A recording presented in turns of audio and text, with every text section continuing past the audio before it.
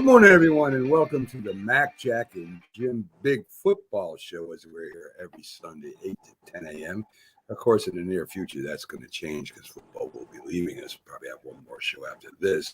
I'm your host, Mac, your co-host, Jack, and the legend himself, Jim Jeffco, who just received an award at a event or a banquet, if you will, where they honored people in the 100 Sack Club, which is defensive players that have 100 or more sacks during the regular season. Jim, congratulations on that.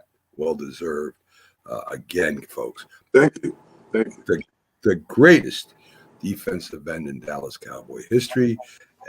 And you know, if he doesn't get in the Hall of Fame, I'm going to start boycotting the Hall of Fame. Try to get Jim back on the ballot. You can't get in unless it gets on the ballot. Unless there's the Veterans Committee. You know, Jim, you said something last week that stuck to me and it bothered me. Certain players blowing off the Pro Bowl. I find it astonishing. You were never actually elected to a Pro Bowl. And that's what bothers me. You know, you were on the ballot for the Hall of Fame. That's a complete contradiction. Anyone who makes it onto the ballot for the Hall of Fame, the ballot, don't tell me he couldn't have been put in the Pro Bowl at some point. And then you have these guys blowing off the Pro Bowl. That's what really angers me. Yeah, I agree with you. You know, you don't have any control of it.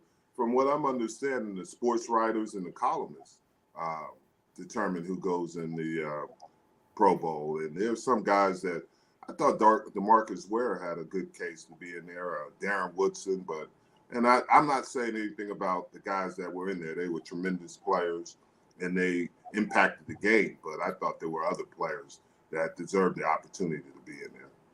Well, again, Jim, we congratulate you. I mean, you know, you're one of the greatest football players. You put yourself down in the history books, especially what you did before you went to the Super Bowl and when you were part of the Super Bowl. So, again, congratulations to our co-hosts on the Sunday show here at Mac, Jack, and Jim. So let's get into it, guys, right? As I said, as I posted all over the place, this is going to be a Super Bowl show with no nonsense. I don't want to hear about Dolphins picking teams and who's going to bet on the coin toss and all that nonsense. That's nonsense. We're going to talk about the games, right? What happened. And I want to go way back real quick. The Super Bowl, the first Super Bowl, I believe, 1967, when the Green Bay Packers beat the Kansas City Chiefs. And again, they played the following year and they beat them again. And that was that machine, the Green Bay Packers. And what people don't realize is that the AFC, or the AFL at that time, was considered the inferior league. You could kind of say the NFL to USFL. I think when the USFL was pretty good. That's what the AFL kind of was thought of, right? They were a throw happy thing. They were exciting, but they weren't the NFL. So when the Green Bay Packers destroyed the Kansas City Chiefs in the first two Super Bowls, everybody said, "Yeah, see, we told you so." You know, that's the way it is. The second Super Bowl was the Oakland Raiders, who they beat 33-14 in the second one. No, it wasn't. It was the Kansas City Chiefs went twice, Jack. No. I'm 100% sure, Mac. I lived through it. I watched the first Super Bowl. I can tell you the first play of the Super Bowl. Here it is. Listen to me, Jack. Listen to me, Jack. Listen to me, Jack. Look it up. First Super Bowl. I got it right here. 1967. 35-10. Packers were winning 14-10 at the half and then broke it open in the second half. Jack, you look it up. The second Super Bowl, Green Bay Packers over the Oakland Raiders, 33-14. Just like I said. Okay. Anyway. Right. And that was a good Oakland Raider team. They went 13-1 during the regular season. They were legitimately good, like they could have competed with NFL teams, yet they got destroyed by that great Packer team. True. But again, as I was saying, and Jack is right, it was the second Super Bowl, was the Raiders. Everybody said, see, that's the way it is. It was the following year where the AFL broke through, right? When after this game, they kind of merged. This is what everybody wanted. Rozelle wanted the AFL to become part of the NFL. And under Joe Namath's guarantee, a great Jets defense and a hard runner named Mackey, the Jets beat the heavily Matt That's Snell, what I'm looking. Jets. John, yeah. a very, very, very tough Jets defense. They intercepted Earl Moore, I think, 4 times. Bubba 3 Smith Earl Morrow, once Unitas. 4 and interceptions. Yeah. Bubba Smith said, that he even thought it was fixed because the Colts were so heavily favored, and he thought that the NFL and Pete Rozelle had a fix it on this. Maybe Bubba should have played a little better. Dave Herman kept him in check a lot of the time. I don't want to hear. He could have done a little more from his end. Another great defensive end, Bubba Smith. See, But what's that, Jim? No, I have to sit here and list because I was only like 6 years old when you got what you guys are talking about. Well, believe it or not, in '69, I was 7 years old too, Jim. So Well, they both went to Michigan State, Bubba Smith and Dave Herman. So supposedly Bubba Smith didn't like Dave Herman because when he came in as a freshman, Herman was, I think, maybe a senior, and he felt Herman wasn't that nice to him. But I guess, like Jim could tell you, players look for reasons to motivate themselves for whatever. They'll make something up if they have to. Well, and you're right, but you remember those upperclassmen when you're a freshman in college. You remember the ones that I remember a guy named Mark Malone, who was quarterback, number 1 for the Pittsburgh Steelers. But when I got in the NFL, I couldn't wait to hit him because obviously you couldn't hit your quarterbacks in practice. But he played for the San Diego Chargers, and I'll never forget, I hit him so hard that he came into our huddle calling the plays. I remember that. Wow. You know, Mac, Jim mentioned something interesting. During the playoffs, Dominic Sue got into it with Matthew Stafford. They were both teammates on the Lions.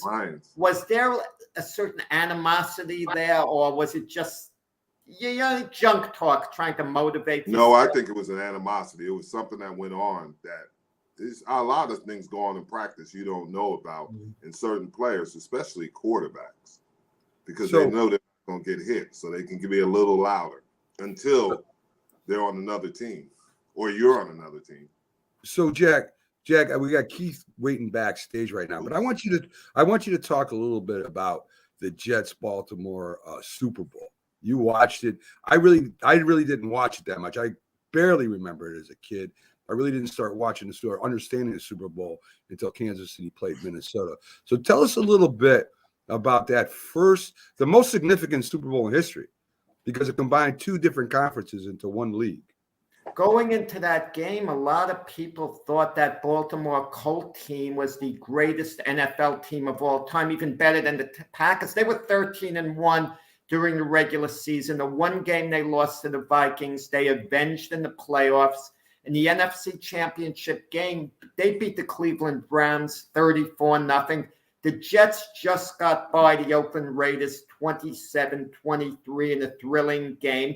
And there was this feeling of NFL superiority. It was a certain arrogance that the Packers confirmed in the first 2 Super Bowls. And then here comes Joe Namath. He was the in guy for the young people, like a new revolution. But with the old guard, everyone really expected the NFL to win. But it was a mistake, so many mistakes the Colts made that game. It was astonishing. There was this flea flicker play where, the ball was handed off to Tom Matty. He ran a wide sweep, then he turned around and he threw it back to the quarterback, Earl Morrow. And the wide receiver, Jimmy Orr, was wide open, waving his hands, easy touchdown. But Morrow passes it to someone else and it gets intercepted. It was that type of day for the Colts.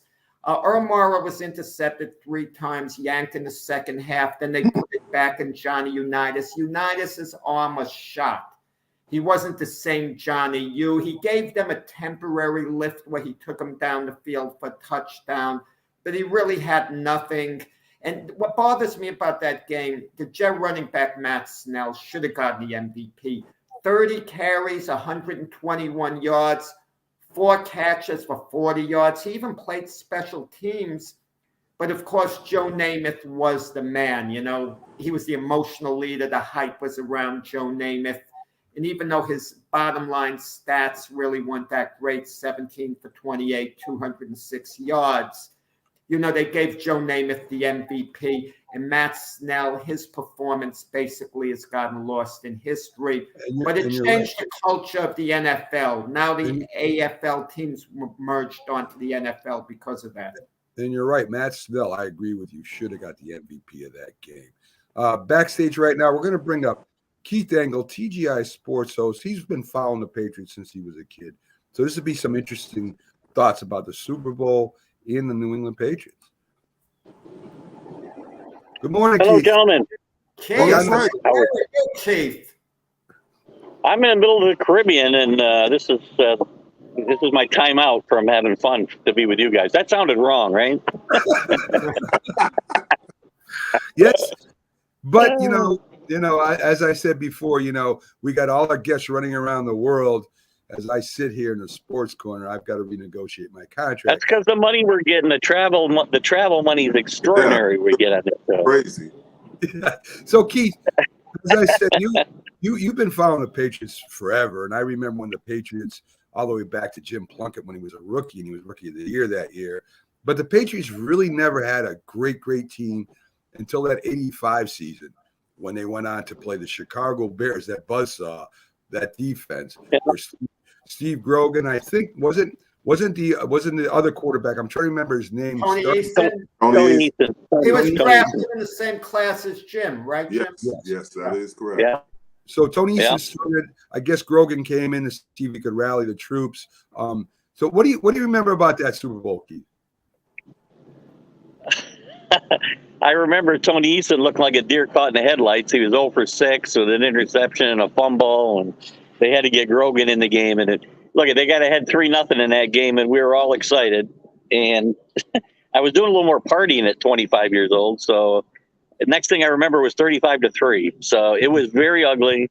I do remember, in my mind, Mike Ditka disrespecting Walter Payton, not letting him score a touchdown, but letting the fridge score a touchdown. I thought that was a little bit disrespectful to the great Walter Payton. But Patriots were just overmatched. They weren't that great a team that year.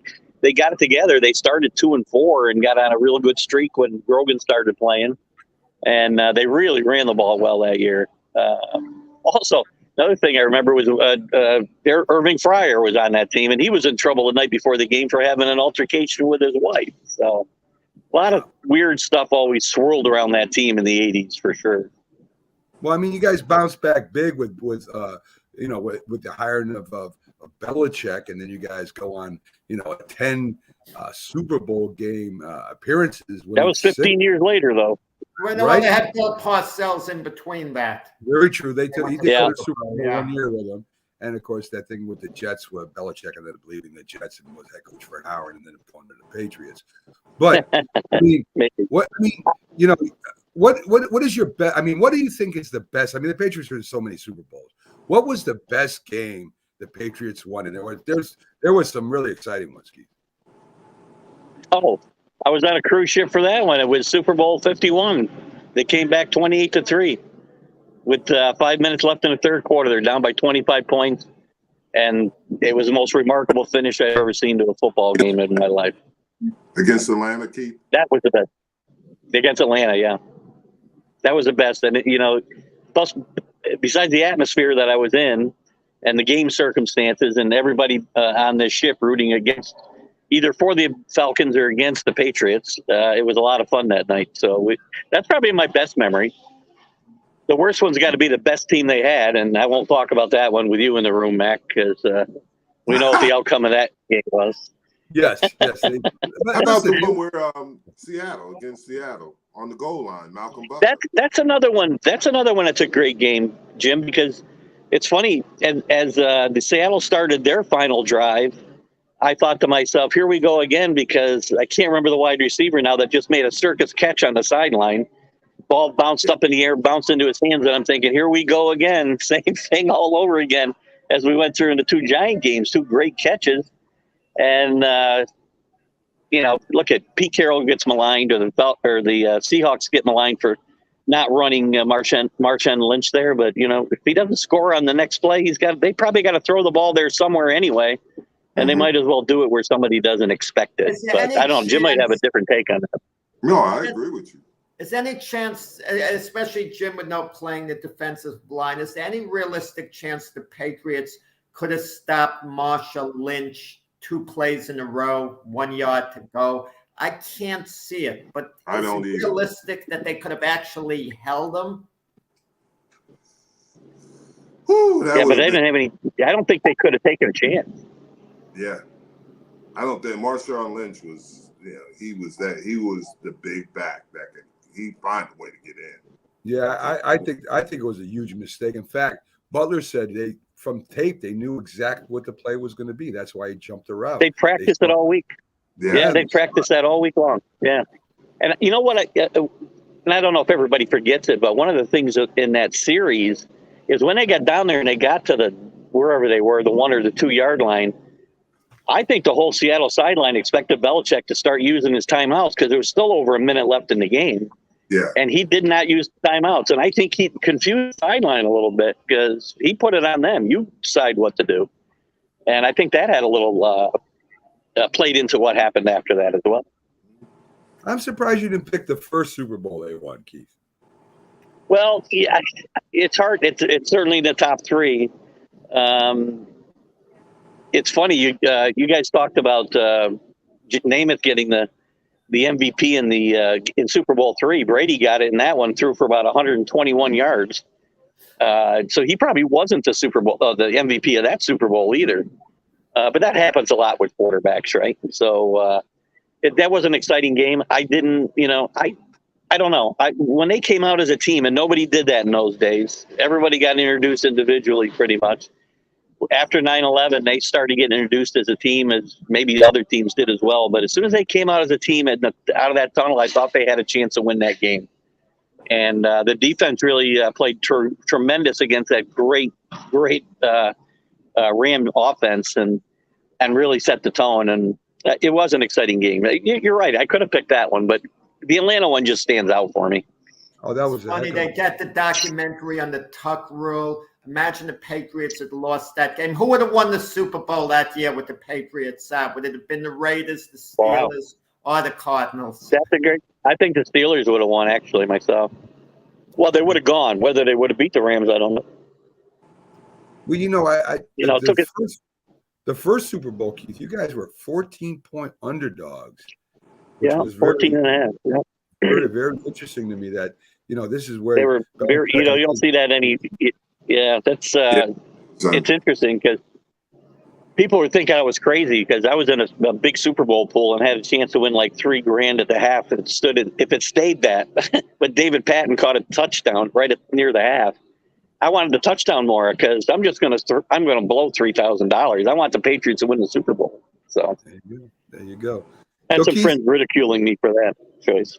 So Keith, we want to get your prediction. Okay, last odds I saw, correct me if I'm wrong, the Rams were favored by at least 4 points. I don't know if it's gone up or down since the last time I saw it. But if you were gonna make a bet today, who you pick? I did make a bet, and it was at 4.5 earlier this week. I bet the Bengals. Okay. I like the Bengals, and I like the Bengals have a chance to win the game as well. I mean, you know what?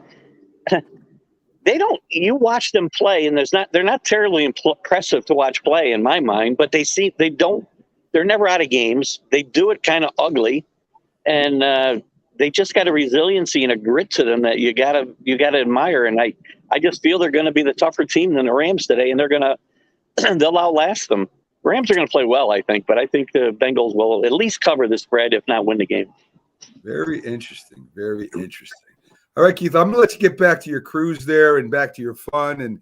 And you remember you're married. I don't care if she's not with you at certain times during the cruise. Keep that in mind while you're out there. Only during this show is the only time she's not with me. All right, my friend. Have a great cruise. We'll see you Friday, yes? Friday. We're going to give it a go. Like I said, if I get a bad feed or something, just dump me. But good today, right? Yes, sir. You came in pretty clear, my friend. Have a great one. Good. All right, guys. Enjoy the game tonight. All right. Enjoy the game. So, guys, what do you think? I mean, if you look at all the Patriots Super Bowls I know Jack's talked about the Atlanta one. You just mentioned Seattle. I mean, they're in exciting games. The Giants won those games. They were only like by field goals. I mean, the Patriots very well could have almost 10 Super Bowls and 10 Super Bowl tries. Those were tremendous games. Yeah. Well, you look at Tom Brady's 10 Super Bowls. The only game that wasn't close was the one with Tampa Bay when they beat the Chiefs. I mean, they beat the Rams 13-3. All the others were nail biters. They could have gone either way. So even though he's 7-3 in Super Bowls, he could easily be 3-7. And how would we be talking about him if he were 3-7? We'd probably be saying, well, he couldn't really win the big one. I mean, there's such a thin line, guys. Like a couple of years back when the Niners lost to the Chiefs in the Super Bowl, Jimmy Garoppolo overthrows one receiver. The 49ers were so close to nailing the game down. Imagine they'd won the game. People would be saying, oh, they should have played Jimmy G in New England earlier. They never should have let go of him. Jimmy G's the guy. But it turns around very quickly, the fates. I agree with you to a certain extent, but look at Jim Kelly. Jim Kelly is considered one of the greatest quarterbacks that ever played in the NFL, and he lost 4 Super Bowls. Well, he's not really considered that. I'm very high on Jim Kelly myself, but he's not really quite considered that. Mm-hmm. But he is a Hall of Famer. Yeah. And he did have a tremendous career. Yeah. But they never could get over the Minnesota Vikings, Fran Tarkenton. Yeah. I mean, the same thing is they lost, 4 Super Bowls? Yeah. 3 with Tarkenton, 1 with Joe Cap. Yeah.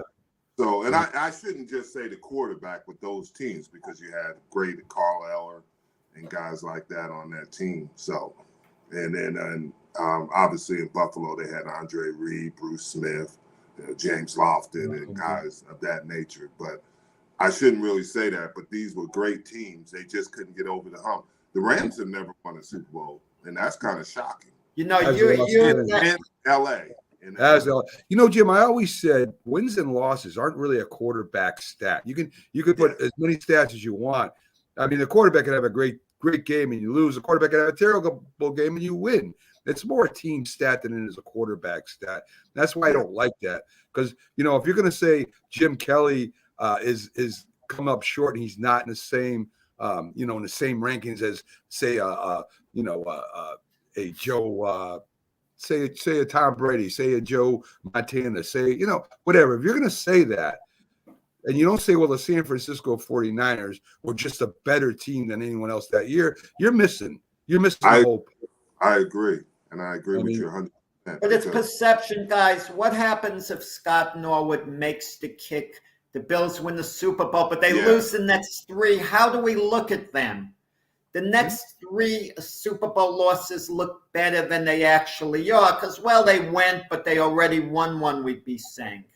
Right. And I think a lot of it's mental. Jim, you'll never say it because you played for the Bills late on with those guys, a lot of them, and had a lot of friendships. No, but they flat out quit against your Cowboy teams. 9 turnovers, that is ridiculous. Ridiculous 9 turnovers. Little did you remember, they were winning at the beginning of the game. That game, they were winning, and Steve Tasker, I think he blocked a punt in that game. I mean, they were winning. They thought they were on the way, but things didn't go their way as the game progressed, and that's what got them. But I don't think they quit. I think they just we were better that day. Well, I'll tell you this. The following year, the Bill team quit. They were winning 13-6 at the half. And I could tell watching on TV, the body language, they're trudging off the field as if they're losing. They had no bounce. Even Troy Aikman said he noticed it was weird, their body language. And Thurman Thomas fumbles. I mean, who hit him, by the way? But also, Jack, when you think about that, at halftime, we thought we were going to get screamed at, yelled at by Jimmy. Jimmy, all he walked in and said, hey, guys, it's halftime. Let's go out there and win the second half and we'll win the game. And that's what we did. He didn't yell or scream or get upset.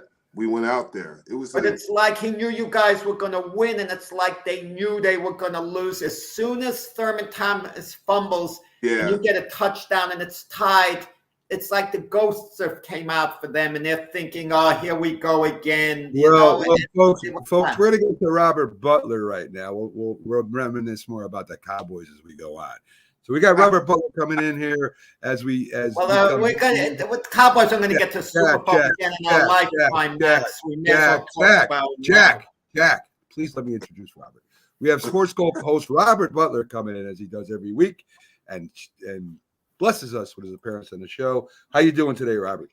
Hey, guys. Yeah, he's got a book coming out, Swagger Jimmy Johnson, Jim. I was hoping I'll get see if 15 I can minutes get- with him. He hasn't contacted me back yet. And Robert, please save that. Robert, please save that for off air.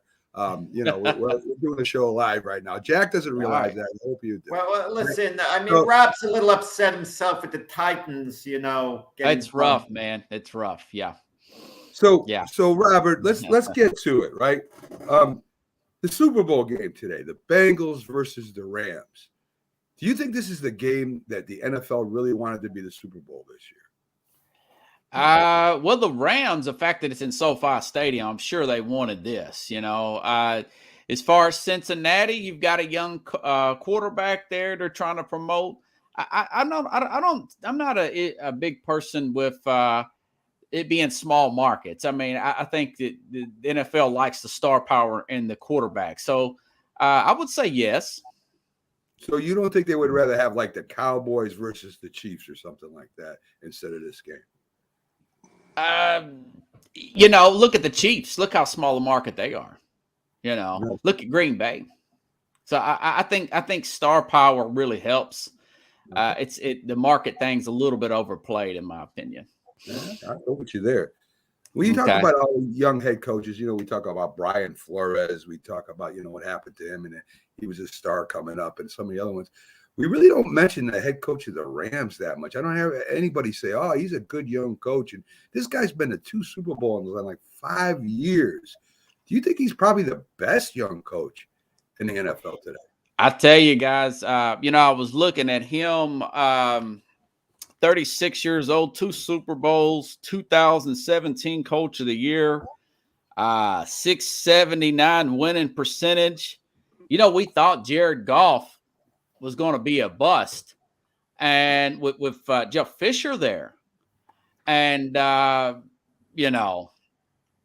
he turns around and gets a Super Bowl with him. So yeah, I mean, I don't see how you can make an argument against him.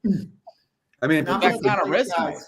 Here's what's on your mind. I was reading an article and it blew my mind. He grew up in Georgia. He grew up in Georgia and he played football, I would assume being a quarterback. And he was Georgia Player of the Year. Guess who he beat out? Who's Calvin that? Who'd he be out? Calvin Johnson. Oh, wow. That's one of those. I was shocked when I saw that. You guys know his granddad coach was a general manager of the 49ers in the 80s. Yeah. Yeah, McVay. You So guys, just quickly, pedigree. let me make a statement because you're talking about coaching, okay? The Bengals have a defensive coordinator, Lou Anarumo. Yeah. He really did a great job against the Chiefs, shutting down Patrick Mahomes. If the Bengals win today and their defense plays great, he would have been a perfect head coaching candidate, meaning, these interviews shouldn't take place until after the Super Bowl. I just want to say that. And Tony Dungy did say that the other day. Guys who are preparing for a big game like this, they can't interview the right way. They can't be ready for both. They can't split their time up. So the NFL really should change their policy till after the Super Bowl to start interviewing. Yeah. Yeah. I mean, they've got all those jobs filled. And this guy's done a great job. They held Kansas City to 3 points in 2 second halves, not just the last game. That was in the other game, too. So that's great. Halftime adjustments by this guy. And he's really been, 3 interceptions by Tannehill, 7 in the playoffs. And a lot of that was guys just being in the right place. They were doing good film study. They're jumping routes. He's been overlooked in all this conversation because of the Burrow angle. 100%. Yeah. Yeah, I agree with that too. So, NFL's always talking about expansion. I've always wondered this, right? I mean, they're going over to Europe. They're going to play here. They're going to play there. They're talking about getting teams over in Europe. Why hasn't there ever been an NFL team in Mexico or Canada? I realize it's Canadian football, but why hasn't the NFL ever reached out and put a couple teams there instead of keep going back and forth from Oakland to LA? Yeah, I thought about Toronto, but Buffalo's so close. Maybe put an NFC team up there. That would be my idea. Mexico City, I don't know, security concerns perhaps in Mexico City. Bill Belichick said it was a lot of logistics nightmare to get his team to Mexico City.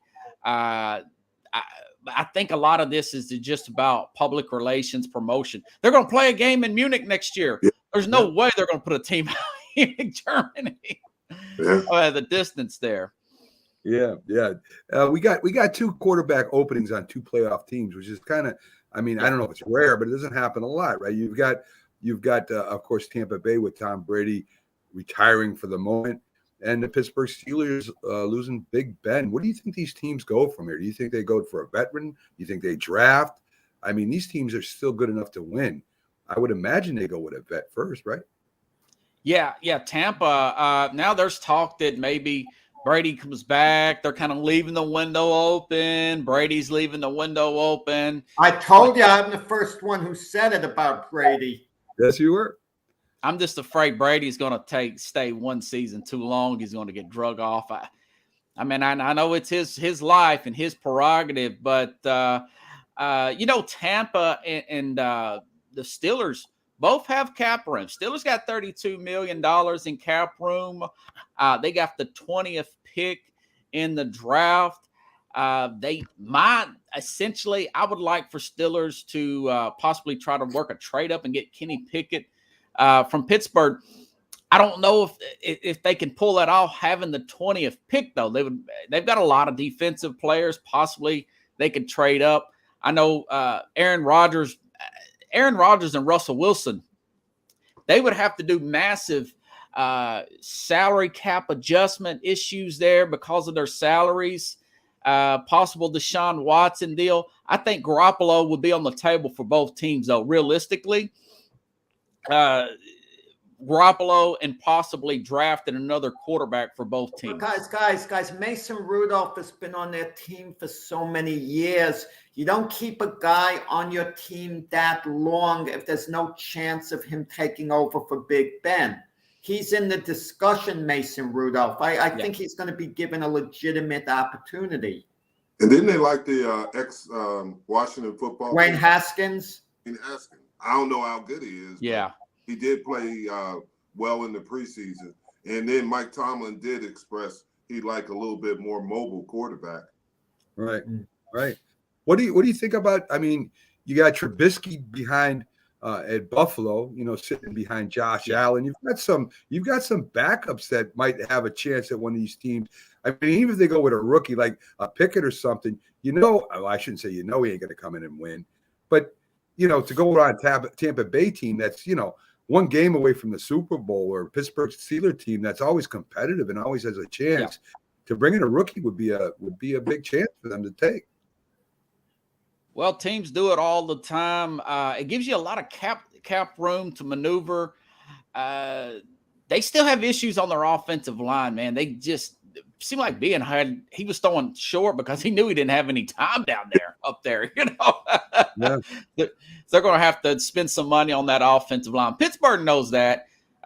This is the last year for their general manager. It's a lot of makeover potential issues there. I think their defensive coordinator, Keith Butler, retired. Jim's favorite quarterback, they could bring in Kirk Cousins. He's the coach firer, according to Jim, and Mike Zimmer got fired too. Mike Tomlin's got too much juice. Kirk Cousins could never get him fired. Don't say never. No, not Mike Tomlin. He's got too much power, too much clout, too much of a resume. So, Robert, of course, the awards have come out. The Hall of Fame has happened. Everybody, we know who's going in. Do you have any disagreements with any of the awards that came out, or any of the Hall of Fame candidates, which were very interesting because it was really not new people. There were people that have been on, that have been candidates that have been on the ballot for years. Yeah, I haven't really looked over those Hall of Fame guys. I'm sorry, but That's all right. as far as the rewards, I said on this show I thought Mike Vrabel should win Coach of the Year.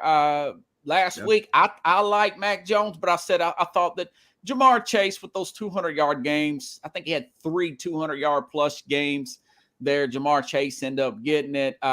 T.J. Watt, speaking of the Steelers, they just signed him to an extension. 20 sacks in 14 or fewer games. I think he's one of 3 players in history to have done that since they in 1982, like you guys said, or it was 82. They started keeping that stats. I can't really argue with that. Joe Burrow. Who else is going to get the comeback player of the year? I mean, you go all the way to the Super Bowl, tore ACL, tore MCL. Yeah, guys, you see, that's what kind of bothers me. Comeback, like I mentioned to Mac, I think was it yesterday or the show before. Comeback player of the year shouldn't be just because a guy got hurt. Joe Burrow was doing great when he got hurt, and now he came back from an injury. That's not comeback player of the year. You know what a comeback is? Odell Beckham Jr. If he has a big game, okay, Super Bowl MVP or whatever, that's a comeback because a lot of people wrote OBJ off. No one wrote Joe Burrow off. He was just hurt. Sometimes it takes 2 years, right, Jim, to come back physically. That's exactly right. But I have no problem with Joe Burrow being come back. You could have put Dak Prescott in there, who was the runner-up. Joe Burrows did a tremendous job of coming back because, like you said, he had an MCL, ACL, and he came back. And there's always going to be disagreements. Beckham came back from an injury, and he came from an ACL, was it? So you could have used him, but he did at the end of the year. He did come on because I was shocked at how well he played for the Rams. Yeah, listen. I think after an injury like that, you don't know what's going to happen, right? You could be messed up for the rest of, of your career. So I got no problem with that either. I had no problem with Alex Smith getting it either. These guys, Alex Smith especially couldn't walk. They didn't think he would play football again. So he didn't play last year, the year before. Yeah, right. The year before. Yeah, Josh. But I had no problem with him winning comeback player of the year either. So I had no problem with Joe Burrows getting that. So, Robert, I want you to give us your pick of the game today. Listen, I'm going back and forth. I've flipped like a fish in the pan. I don't know what the heck I'm thinking. We'll give me, Jack, and Jim will give our picks at the end of the show. But I'm still up in the air a little bit here. I mean, you can make a case. There's quite a few scenarios. I mean, if you look at the defensive line of the Rams with Von Miller, Aaron Donald, Leonard Floyd, those guys against that offensive line that gave up 9 sacks in the Tennessee game, Burrow, the most sacked quarterback in the league. You can definitely make that argument that potentially this could be a blowout. It's a home game for the Rams. But for the reasons that we were talking about, the defense of Cincinnati, on the flip side, Matt Stafford leads the league. He's tied with Trevor Lawrence for the most amount of interceptions, 17 for the regular season.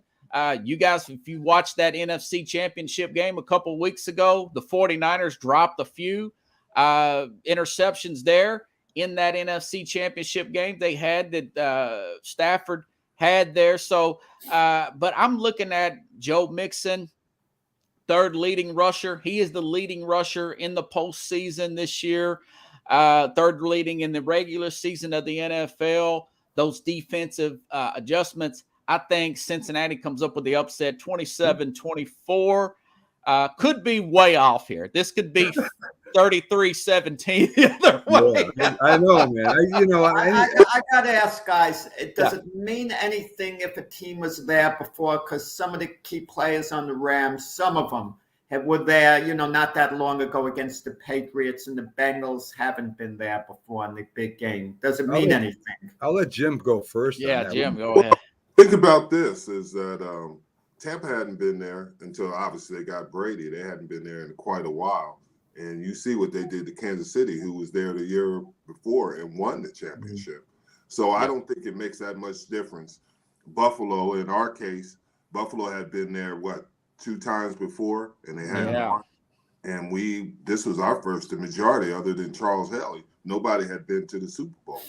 So I don't think that makes much of a difference. I think it's just like you said, Robert, Cincinnati is a confusing. They could get blown out, but they also could win the game. You don't know. Yeah. This is one of those games.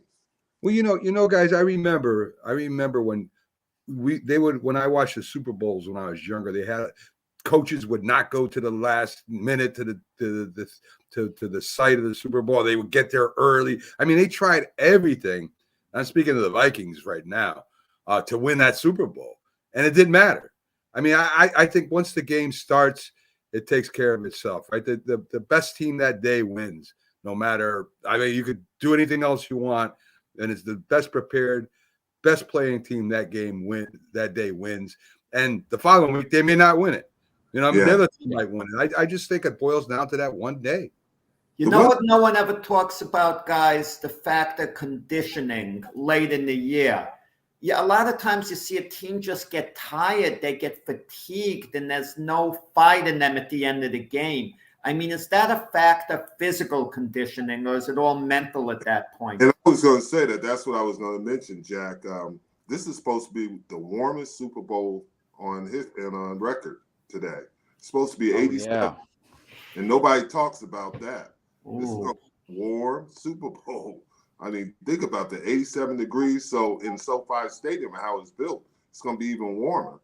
It's going to be even warmer in there. And you're right, conditioning is going to come into play. There's no question about it. Conditioning is going to come into play. And a lot of times when you're in this situation, you got to think about it is that playing in a place like LA is, and you talked about Cincinnati being a small market team, is the distractions. There are a lot of distractions because, I mean, everywhere you go, you see celebrities, it's like a big party out here. It's like, it is crazy. I mean, it takes an hour and a half to get anywhere right now. Wow. It's an hour and a half. It's incredible. I mean, and then you walk into places, you see celebrities sitting there, and I mean, it's unbelievable. I think the hot weather helps the offense, cold weather helps defense. That's usually a rule. I remember going to USFL game years ago, the Philadelphia Stars and the Chicago Blitz in the playoffs. So there were a lot of future NFL guys playing in that game. And the Chicago Blitz had a 3-touchdown lead with 10 minutes to go. But it was in the 80s, the weather and the heat. They just fell apart. They couldn't tackle anyone. They were so dragging. 4 touchdowns in a row by the Stars, and they won in the heat. Okay, so Robert, we got you picking the Bengals. We got Keith picking the Bengals so far. Oh, Keith! Oh, wow! Oh my God! So we got 2 of the guests that have picked the Bengals. Very interesting. Robert, enjoy the Super Bowl. Next week we're probably going to have one more NFL show, and then we'll turn to This Week in Sports, where we call you in anyway because you do a lot of sports. Okay, guys. I will say this, that, Mark Schlereth said that helped him in the Green Bay Super Bowl. He said that the Packers were really those big guys, they were sweating. That was a hot Super Bowl with Denver and Green Bay back in, what is that, 98, I want to say. Yeah. So that may have something. The Rams may have a big edge there. Now that you guys think about it, very possible. Okay, have a great one. Thanks again, Robert. All right, guys. All right, good show. Robert Butler from SportsScope as he comes in. Jim has me thinking about the Heat now. I didn't put a lot of emphasis on it, but that's a major factor one way or the other. Yeah, it sure could. But it's funny because I've seen cold weather teams get beat by warm weather teams, and I mean that's it. We'll see what happens. It's going to be really interesting today. So the 3:30 start, I think, is for you. It's out here. It's a 3. Zach Taylor, the coach of the Bengals, was waiting till the last possible moment to bring his team in. Shouldn't he have brought him in as early as possible? Get used to the heat and the madness going on. I told you it's been looked at both ways, Jack, and we came in early when we came to LA because we wanted to get all the distractions out of the way. Some coaches think that if you come in late, you won't have as many distractions, but they're going to be there, especially in California. It's going to be really interesting. Folks, we're going to take a quick break. We'll be back on the other side. We still have the Philly sports guy coming in, and we might have the special guest coming in too. We'll see what happens. Folks, we'll be right back. Let's see, bring that up. And bring that up. We'll be right back, folks.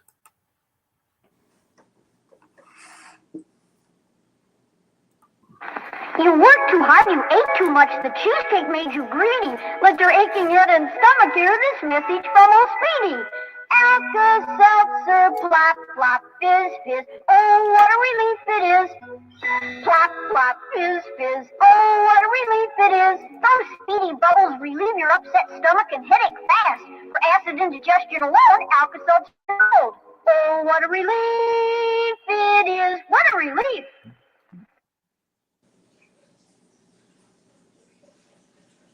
If you served honorably in our nation's armed forces and you're looking for a way to continue serving your fellow veterans in your community, then join AMVETS. Each year, AMVETS members volunteer millions of hours at VA healthcare facilities from coast to coast, helping to improve the lives of their fellow veterans through the VA Voluntary Services Program. AMVETS posts and departments also participate in a wide variety of community service projects, ranging from Americanism in our schools to supporting the Special Olympics and Boy Scouts of America. If you no longer wear the uniform today, you can still serve through the AMVETS by joining today at amvets.org. My baloney has a first name, it's O-S-C-A-R. My baloney has a second name, it's M-A-Y-E-R. Oh, I love to eat it every day. If you ask me why, I'll say, 'cause Oscar Mayer has a way with B-L-O-G-N-A. Oscar Mayer, the first name in Bologna. How's that? What's for dinner? Hey, honey, I'm making stew tonight. Ooh, can Nina come over? I'm not sure about our new friend. I wonder if there's been any drinking going on. Alcohol at her age can lead to so many bad things. I've been meaning to ask you, what would happen if someone offered you a drink? Grandma? This is hard. She's so young, but I know I need to talk to her about it now before someone tries to give her alcohol. If anyone ever does offer you a drink, I want you to say no. I have too much respect for my family, and I don't want to get in trouble. Okay. Really? I promise, Grandma. I love you too. Okay, how about tasting this stew and telling me what you think? Some children may try alcohol as young as 9 years old. It's not too early to talk about drinking. For tips on how to begin the conversation, visit underagedrinking.samhsa.gov. That's underagedrinking.samhsa.gov. This message brought to you by SAMHSA and this station. McDonald's is our kind of place. It's such a happy place. Happy place. A clean and sassy place. McDonald's is our kind of place. It's such a happy place. McDonald's is our kind of place. Your kind of place. McDonald's believes in getting food to your kids before they get to each other. Such good food, too. McDonald's famous French fries, triple thick creamy shakes, lean beefy cheeseburgers and hamburgers, icy cold soft drinks. And here's a plus, spill-proof lids on all beverages. Another plus, napkins that are big as a bib. Quality, cleanliness, extra care service.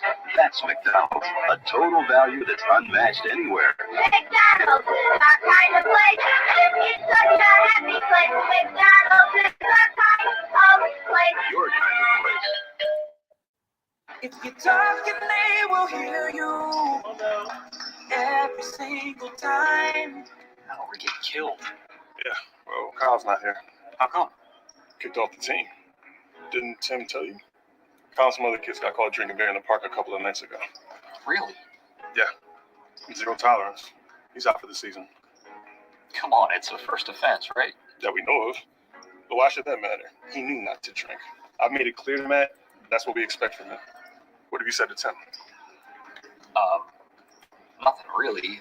You know, a lot of kids try it at this age, so. Yeah, well, a lot of kids don't try it too. I'm not saying I'm asking to be this perfect kid, but if I don't tell him what we expect and why he shouldn't drink, how's he gonna know? You think kids that age really listen? They never admit it, Bill, but they hear more than you think. Talk. They hear you. For more information about talking with kids about underage drinking, visit underagedrinking.samhsa.gov. Try.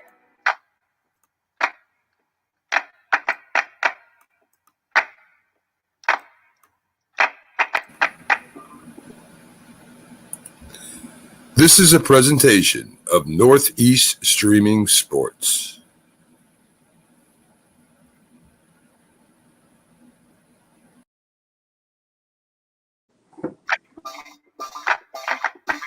Good morning and welcome back to the Mac, Jack, and Jim Big Football Show, our Super Bowl day here on the show. And again, we'll be having Pags coming up here in a little bit. So, guys, I want to get back to the Super Bowls again, right? After the Jets won, the AFC had a little mini winning streak there as Kansas City beat the Vikings, Joe Cap. And really the story was there. The MVP was Len Dawson. But again, the story there was the defense. The Kansas City Chief defense shut down the Minnesota Viking offense. I think Curly Culp was on that team. I'm trying to remember the guys that were on that team. Buchanan, Willie Lanier, they had some stuff on that team, yeah. Unbelievable defensive play there. Otis Taylor, great wide receiver, who would have been a great player today. And Jan Stenerud too, right? I mean, he kicked some big great kicker, yeah. Jan Stenerud, he was in every Super Bowl. That's the truth, right? Yeah, That's the truth. And then after that, you know, the Chiefs. I mean, the Chiefs. I got to tell you, the following year, I just want to mention the Colts win the Super Bowl, and that should tell you how good the Colts were when they played the Jets, how great they were. 2 years later, they were not nearly as good as they were against the Jets. They were on the back end of their careers, yet they had enough left to beat Jim Jeffcoat's Dallas Cowboys. Jim wasn't a cowboy yet. He was like a little kid. And Jack, wasn't that like a field goal, obscure Blunder bowl of so many mistakes? I'm talking about the end of the game, that field goal kicker. Jim O'Brien, yeah. So they're the AFL, or now, you know, the AFC, coming into the AFC. Listen, they had a little 3-game winning streak. Dallas, follows up, makes everything right the year after as they beat the Dolphins. Could I just say something, Mac? You mentioned the AFL. I hated that game, the Colts against the Cowboys, because those were not AFL teams. Those were NFL teams. They had merged. So the age of innocence, I lost my AFL at that point because it was over. You know, the merger took place, and I was hoping an AFL team would be playing, you know. Yeah. I don't know. You would know, Jack. Was that the one Chuck Howley was the MVP on the losing? Oh, yeah, right. And Chuck Howley, the one who threw his helmet across the field after O'Brien made the field goal. That was a classic. Somebody took his helmet, he flung it, you know. I think you might be right. And, you know, as you mentioned, Jack, right, the Colts and the Browns were both in the NFC or NFL at the time, and they went into the AFC. So they were originally NFC teams. So, but Dallas comes back. They beat Miami. Tom Landry, they really beat up. Yeah, so you remember, we were in the same situation as Buffalo. They were always runner-ups until the obviously the 70s. Right. Well, you know, they had the misfortune of going against those great Packer teams. That's why history really is deceiving, because it depends. It's all relative sometimes to your competition. If they didn't have those great Packer teams, the Cowboys would have been thought of as being the legendary team. Agree. In the Super Bowl. Agree. And if you think about it, guys, right? NFL wasn't covered like it. I mean, it's hard for people to imagine back then the way the NFL was covered. When we used to watch the Super Bowls, they would give you a rundown like an hour before of the previous Super Bowl games. There was not all this attention on players and the event itself. That's true. It was not really the number one sport. You still had baseball, and even boxing at that time was bigger than football. Yeah. Because I was a bigger baseball and boxing fan than football. Sure. So the nature of sports has changed. Football really came into its hit it off big. I think 1958 when the Colts beat the Giants, the championship game. That was the first real televised nationwide game. Yeah. And the Super Bowls were really not like nowhere close to what they are today. But in the 70s now, the AFL, or now the AFC, took over. You had the Steelers, the Raiders, the Dolphins. I mean, these guys dominated the NFC for a long time, for almost that whole decade, until the 80s when the 49ers came along. And if you think about it, guys, the reason why the AFC was so much better than the NFC was defense. The steel curtain, the Dolphins with their no-name defense. That Raiders team was actually mean. That was a mean defense. Yeah. And they really dominated the NFC at that time in the 70s, which they weren't even supposed to be in the NFC's league. I remember Washington being favored over the undefeated Miami Dolphins. The Redskins were actually favored in that Super Bowl to beat the Dolphins, and the Dolphins completely shut them out. So well, they had, George Allen was the head coach of the Washington Redskins, and they basically won on defense, and he was big on special teams. They had a quarterback, Billy Kilmer, who was supposed to be like a leader, but he had no arm. He couldn't throw the ball, and those Dolphin teams were great teams. They had Leroy Kelly, and I think the only touchdown the Redskins scored was on a blocked field goal. I think was returned. Garo Yepremian was returned, and that's the only score they had. Yeah. So I mean, it was interesting. The Vikings, the only team that won in the 70s from the NFC was the Dallas Cowboys.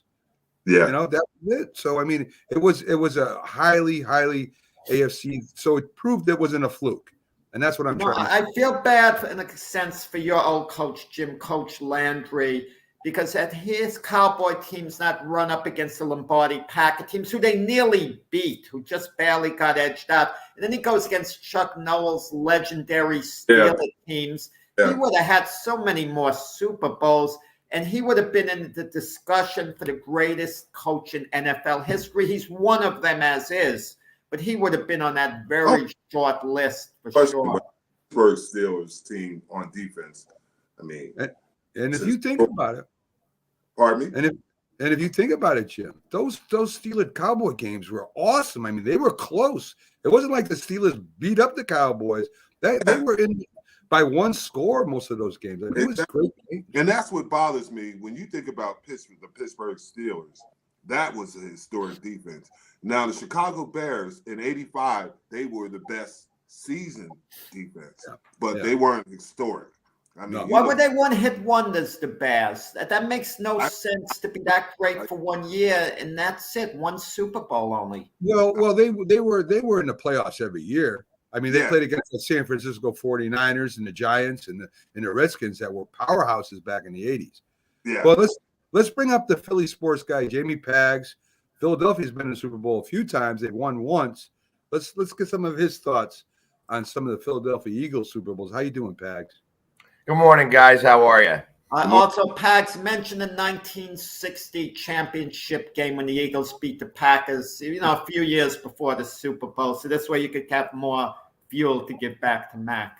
You mean the time that Lombardi lost, the only playoff game Lombardi ever lost in his career? Jim wouldn't listen. Jim just wanted to make sure that got mentioned. Chuck Bednarik was so tough. I don't think Jim Jeffcoat would have wanted any part of him. That's how tough that man was. Everybody forgets Chuck Bednarik did win 2 championships, not just one. He came in the league in '49, and the Eagles won the championship then. So he bookended his career with championships. One of the last two-way players, Chuck Bednarik. Unbelievable player. So let's talk about the first one. You had the Polish Rifle. You had Wilbert Montgomery. I think Harold Carmichael on that team, if I'm not mistaken. And you guys go up and you lose that first Super Bowl, but it was the first Super Bowl you guys got in. Do you remember that game at all, Pags? I do. I was 8 years old, and I remember like everybody being over at my house, and because we had a projection television where it was a big screen television that projected onto the wall. So you had this island in the middle of our room that kind of put it out, and it had 3, like a green, a red, and a blue circle. That the television, there was a small television inside there that would project out onto a screen. So it was it was awesome to have we probably had about 50 or 60 people over our house watching that game. And what I seem to remember is that the Eagles seemed very uptight, that they just could not seem to get anything moving and going. And later on, when Dick Vermeil reflected on that Super Bowl, he wished he did things differently, that he had his team so wound up so tightly, and the Raiders were out there partying in New Orleans. Like, they were just having a grand old time, and they came out really loose where the Eagles did not. And it just became, it was apparent after the first half that it just wasn't going to get done for the Eagles. I mean, that was some team he went up against, though. I mean, that was one of Jim Plunkett's comeback years where he was hitting Cliff Branch on some big plays. Raiders had a lot of speed, and they were very mean. Yeah, and I think that the Eagles. I mean, that Raiders team, I think could have beat any NFC team that day. We were just talking. I think the Raiders were a wild card team that year that just happened to go in the playoff. Yeah. They were the first wild card team to win the Super Bowl. Win the Super Bowl. So I mean, they had Ted Hendricks. They had traded for Mike Haynes. I mean, they had some players, and you had Lester Hayes on the other side. I mean, these were guys. These are real guys. Did Lester Hayes use stickum on his hands? Was that illegal? Does that help? They outlawed it, but he could use it because he had it all on him. He had it on his pads. Yes. I was going to say, he didn't have to put it on his hands, and his hands was clean. Everywhere else it was on him, so that all the boy, he had to stick his arm up, and it would just stick right there. So, yeah. So in your second Super Bowl, you went against the team you beat, but not the first time when you played the Patriots, and very close game. I mean, I think Cliff Branch was the MVP of that thing. I think it was 24-21. You guys lost. It was a very competitive game, if I'm not mistaken. I mean, wasn't it Terrell Owens that was giving your quarterback a hard time there, if I'm not mistaken? that was the following year, because Terrell Owens felt that he did everything he could to come back from that injury, and then had over 100 yards in that game. I mean, there's so many different things that happened in that game, and I'm not an excuse maker, but when you hear about all the things that got brushed under the rug about what the Patriots were doing at that time that may have been considered a little bit of cheating. Again, if you ain't cheating, you ain't trying. So if you're trying to win a Super Bowl, you do everything you can. And there was no set of rules saying, hey, you can't send somebody over into their practices and start filming. I mean, morally it may have been incorrect, but there wasn't a rule saying, hey, you can't do that. I mean, because from what when you hear some of the stories now, that they were calling the plays on defense that the Eagles were about to run on that last drive, and that seemed a little funny because it's like, well, when the defense knows the plays, it gives them a little bit better chance of stopping them. But when all was said and done, we didn't get it done, and we lost that Super Bowl. I mean, suppose you won that. I mean, you think about that team. Like I said, you didn't. I mean, it was a good game, and if you won that, a lot of players on that Eagle team would have been thought in a different way. I mean, than the way they are now. Much different. I mean, initially we were kind of like Buffalo, where Buffalo went to the Super Bowl 4 times and lost, and it progressively got worse for them once they made it to the Super Bowl. In our case, we got to the NFC Championship game and lost and lost and lost. And then we finally make it to the Super Bowl, and then to lose by a field goal was really a difficult thing to take. I remember at the party I was at, there were a few people that just literally, you got grown men bawling their eyes out because it had been so long since we had been to a Super Bowl to come that close and to lose, and it was just hard to take at that point. And then you figure, well, we've been here for the last 4 years. We'll be back. The next year, we didn't even make the playoffs. Pax, did you ever cry after an Eagle loss? After an Eagle loss, no. I'll tell you, I remember crying after the Flyers losing the Stanley Cup to Edmonton back in the day.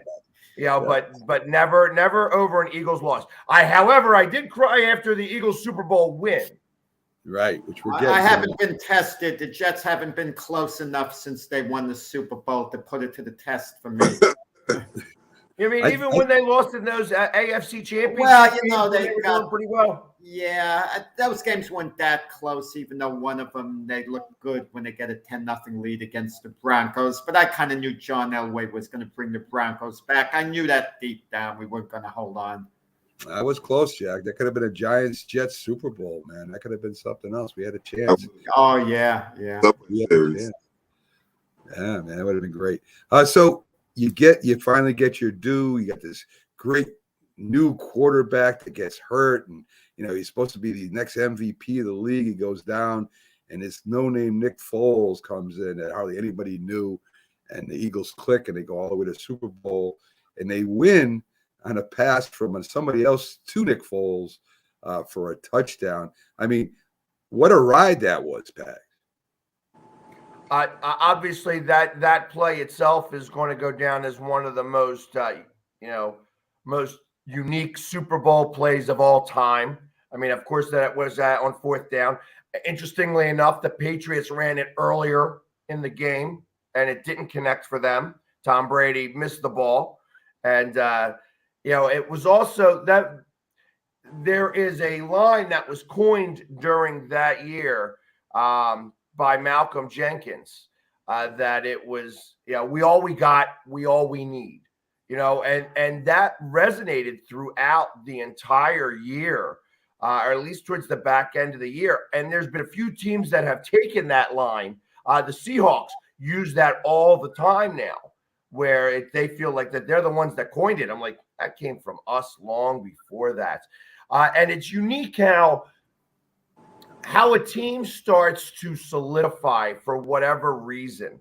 And, one of the things that is unknown about the Eagles that year was that on a weekly basis, the Eagles were a very religious team. And on a weekly basis in the locker room, they were baptizing players. Players were converting over to Christianity during that time, which seems a little funny, you know what I mean? But you had Wentz and Foles, who are both like ministers, and they were just preaching the word of the Lord. And I'm not trying to get this in a religious text in any way, but what I'm getting to is that when you start having that type of feeling in a locker room, and you get everybody on the same page, all of a sudden, it's much easier to move a mountain than it is when Wentz wasn't liked within the locker room. I mean, not during that year. He was. During that year, he was. It wasn't until the following year what happened with Wentz is that when he came back, when you think about the year that the Eagles won the Super Bowl, that year started. He brought his whole receiving crew up to North Dakota and had him on their farm in North Dakota, and they started practicing in April. So he was getting, he brought the quarterbacks up, he brought the receivers up, they went hunting, fishing. It's North Dakota. There ain't much happening in North Dakota in April. You know what I mean? It's still cold up there, but they all got on the same page. And then when they went to camp, they were on the same page. And then the game too, the only game I went to that year was in Kansas City, where we lost against Andy Reid. And then we went on that I think it was a 9-game winning streak. It might have even been longer until we played Seattle that year and lost. But it was so much. There were so many wins that came right after another. But that had all started back in April when everybody went up. Like Alshon Jeffrey went up to Nick Foles' house, not Nick Foles, Carson Wentz's house. So there was so much camaraderie there. And, I go by a saying, somebody told me a long time ago, a team that drinks together wins together.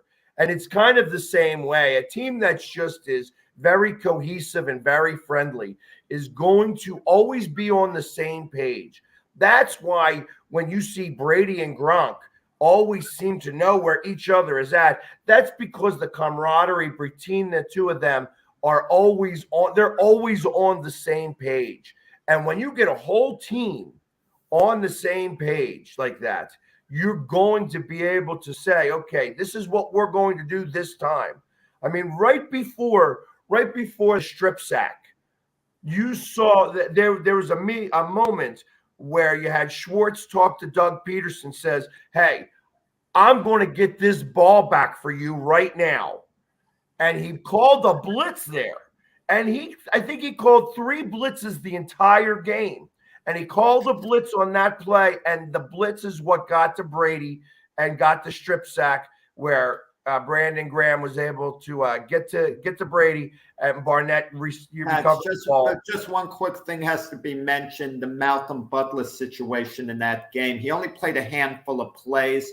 It's a mystery. While the Eagles were torching the Patriots secondary, Butler was on the bench. He was in the prime of his career because he played years after. We don't know what went down. Reportedly, he had a dispute with Stevie Belichick. Not a good look to have a dispute with the coach's son. And Bill Belichick was just stubborn. And I think part of that's on Bill Belichick. I mean, they had to find a way to get Malcolm Butler in the game. Either don't let him play the game altogether, cut him right before the game or whatever, allow him to play. But the way they handled it, and it was bad. And that may have been the difference in the game, conceivably.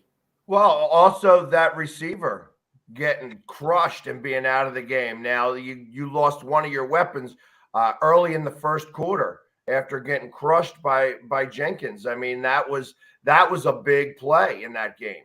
And ultimately, it's like between the two of those, I mean, it put the Patriots back on their heels. However, he still threw for 500 yards. You know, at the time, I think that had the most yards ever in any NFL game, not just even a Super Bowl. You know, Pags, I said this earlier. I mean, it's the team that plays better that day. You could have lined up against the Patriots next week, and the Patriots might have beat you. Probably would have beat you. So it's that day, and that's the great thing about the Super Bowl and NFL in general. That's why it's so exciting. You lose that one game, you ain't got another shot, man. You may never get another shot. So everything's on the line, and that's why that excitement is so catching with the public, because you're not going to play 2 out of 3. You may not be the best team overall, but for that day you are. Yeah. So I agree. And, you know, there are things that, like, of course, you don't see them until after the Super Bowl, where there was an exchange before the game between Doug Peterson and Belichick. And I'm really big on mindset. What's your mindset going into the game? So, and I'm going to explain this one, and then I want to talk about the one right after that where Belichick actually talks to McVay. So Belichick goes up to Peterson, and you see Belichick trying to prod Peterson. He's like, hey, I was watching film and trying to find a game where you guys were behind it all, and I couldn't find any. And it was almost like Belichick was, you know, when you look at it and you just look at the demeanor between the two guys, that he was trying to, you know, just kind of butter, you know, Doug up a little bit. Like he was just in awe a little bit of Doug Peterson. Go to the following year and you watch McVay talk to Belichick. And I tell you, McVay was just bowing down to Belichick. So much so that you could tell that he was going to lose that Super Bowl, because you could tell he was already too much overthinking what he had to do to Belichick to try to win this game. And he couldn't get anything done because the team was doing so much different than they had done all year long, because he thought that Belichick was so much more and so much higher ahead of him that it didn't matter. He was, you know, he had to just rethink all of his game planning. And because of that, they scored 3 points. Yeah, well, I mean, there was a lot made out of that, of him kind of complimenting Belichick way too much. So we got the Bengals, we got the Rams today. So far, I've got 2 of our guests going with the Bengals. Who do you think? And we're going to play the points, Pag. So 4.5. We'll call it 4. Who you taking? So this game is going to determine on one specific thing. Is Joe Burrow going to remain in the game for the entire game? That defensive line is a lot stronger than every other defensive line he's going up against now. And that's where, you know, I think that they're going to get to him. They're going to get to him early. They're going to get to him often. And I mean, I've watched Joe Burrow shake off a lot of stuff, you know, but I'm nervous for him this game, where I feel that it's possible that he could actually get hurt. And if he's out for even a series, I feel that the Bengals lose this game. If he's able to stay in and not get out and not miss any time during this game, there's a better chance that the Bengals win. I actually have this game going into overtime. I think who's winning? I actually have the Bengals winning 32-26. Oh, another Bengal. Wow. That's three field goal kickers. And this is a personal feeling. Like I said, I could really care less who wins this game. Truth of the matter is, I don't feel like LA deserves a home Super Bowl. They do not deserve it. You know what I mean? It's just like it just so happens that they had no fans. They tried to do everything they can to keep San Francisco out of that stadium for the NFC Championship game. Like, oh, we're not going to sell to any San Francisco fans. It was a sea of red. Let me tell you what's funny. Mac was talking about the first Super Bowl, reviewing the history. The first Super Bowl ever was at the LA Coliseum. They couldn't give away tickets to that game. There were so many empty seats. I mean, they were giving them out. The average ticket price at that game was $12. Yeah, that's how much things have changed. Think about it now. Where you just to get in the building, if you won the lottery, it's $800. You could have walked up the day of the game, 10 minutes before the game, and bought a ticket at face value. You didn't see that? You didn't do that there? Well, you were around back then. I was even a little young then. You were about middle-aged. I did go to a USFL championship game, though. Yeah, Jack wasn't making the big bucks like he is now, Pag. Okay, Pag, we got to let you go. Got another guest behind you. Plus, we got a break to get to. So, Pag says, take the Eagles, folks. That's 3 in a row. And I bet you this next guest will say that Eagles. Yeah, if you take the Eagles, you're going to lose today. What, the Eagles are playing? Well, that's all right. I thought the Kansas City Chiefs played in the second Super Bowl. So, what the hell do I know? Pags, have a great day. We'll see you Friday, my friend. All right, take care, guys. All right, guys. Okay. So there you go, folks. The Philly sports guy telling you to take the Bengals. Interesting. Very interesting. Folks, we got a quick commercial. We got our surprise guest coming on after this. He normally doesn't come on our Sunday show, but I kind of forced him into it. You accidentally sent me his invite. Yes, I make sure. Well, you guys know, but they don't. So, so it's still a surprise. Folks, we'll be right back after these messages. Oh, I agree with that, Jim. Here comes the king, here comes the big number one. Budweiser beer, the king is second to none. Just say Budweiser. If you served honorably in our nation's armed forces and you're looking for a way to continue serving your fellow veterans in your communities, then join AMVETS. Each year, one that's leading the rest. When you say Bud, and Beachwood aging makes it beer at its best. When you say Bud, one taste will tell you so loud and clear.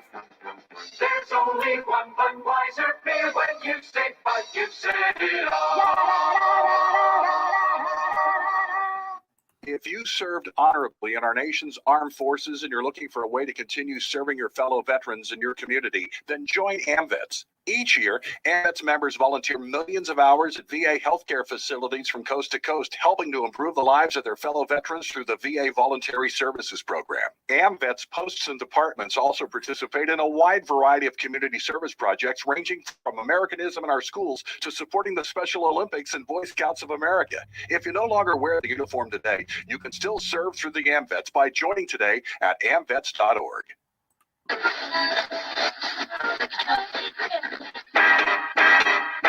Shepherd is the one bit to have when you're having more than one. Shepherd pleasure doesn't fade even when your thirst is done. The most rewarding flavor in this man's world for people who are having fun. Shepherd is the one bit to have when you're having more than one. Ever wonder what makes Schaefer the one beer to have when you're having more than one? One reason is more than one fermentation. Most brewers just ferment their beer once, but Schaefer is fermented twice. Once to make it beer, And twice to make it Schaefer, the one beer with flavor so fine it keeps shining through glass after frosty glass. More than one fermentation is one reason, but of course there's more than one reason behind the one beer to have when you're having more than one. We all make choices. When it comes to alcohol, kids make choices whether to drink or not. Bye-bye. Remember, I'm going to Alex's party tonight and sleeping over. Hey, have a seat for a second. Remind me about that party again? Alex is just... And adults make choices whether to talk about it. That's true of parents and every other trusted adult in a kid's life. Kids want to know our expectations when it comes to alcohol and other drugs. They want guidance and honest answers to their questions. And it makes a difference when the message is consistent and part of everyday conversations. So talk with your kids and help lead them on a positive path. Because when you talk, they hear you. For more information about talking with your kids about underage use of alcohol and other drugs, visit underagedrinking.samhsa.gov. I mean, you can see right now, without LeBron, Lakers are struggling. Let me tell you about a team I hate, all right? I know the Dallas Cowboy fan is here, so I had to make sure he knew how much I hate this team. I'm ready. I've often said that the people who run baseball, they try very hard to ruin it. I'm from Brooklyn. I don't have a problem saying it to his face. Oh, I'm from Brooklyn. Hey, guys, any...